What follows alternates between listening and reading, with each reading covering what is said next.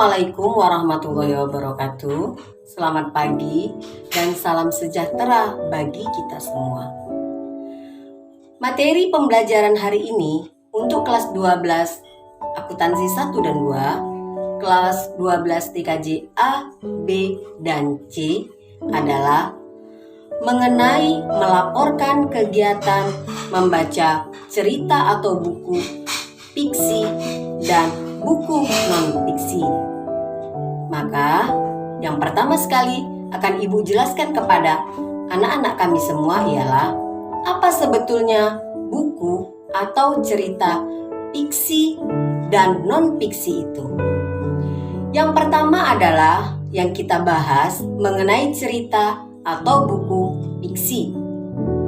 Buku fiksi atau cerita fiksi adalah sebuah cerita yang isinya berdasarkan rekaan atau hayalan dari si pengarang, tidak berdasarkan fakta yang sebenarnya.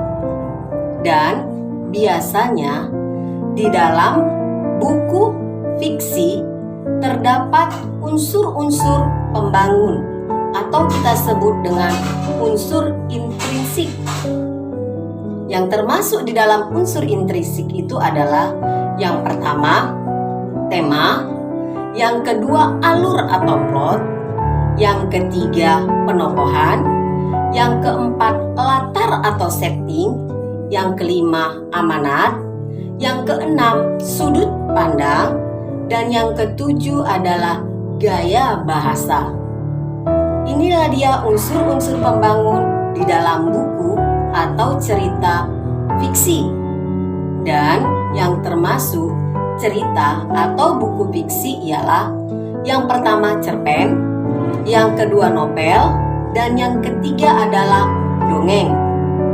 Jadi, kepada siswa dan siswi kami mungkin pernah membaca salah satu di antara yang tiga ini. Dan mungkin siswa dan siswi kami tidak tahu bahwa itu termasuk di dalam cerita fiksi atau buku fiksi. Dan marilah kembali kita bahas apa itu sebenarnya buku atau cerita non-fiksi. Yang termasuk di dalam cerita atau buku non-fiksi adalah cerita yang berdasarkan fakta yang sebenarnya. Di sini yang termasuk di dalam cerita non-fiksi atau buku fiksi, salah satu di antaranya ialah artikel, yang kedua tajuk rencana, yang ketiga tips, yang keempat picture, yang kelima jurnal, yang keenam iklan.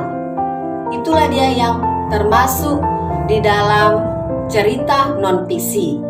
Dan cerita non-fiksi juga termasuk di dalamnya biografi dan autobiografi. Itu juga termasuk di dalam cerita atau buku non-fiksi. Jadi, kepada siswa dan siswi kami, kiranya penjelasan pagi ini yang Ibu berikan bisa memahami siswa dan siswi kami apa itu sebenarnya cerita fiksi dan cerita non-fiksi. Demikian yang Ibu sampaikan pada pagi hari ini. Ibu sudahi dengan selamat pagi dan Assalamualaikum warahmatullahi wabarakatuh.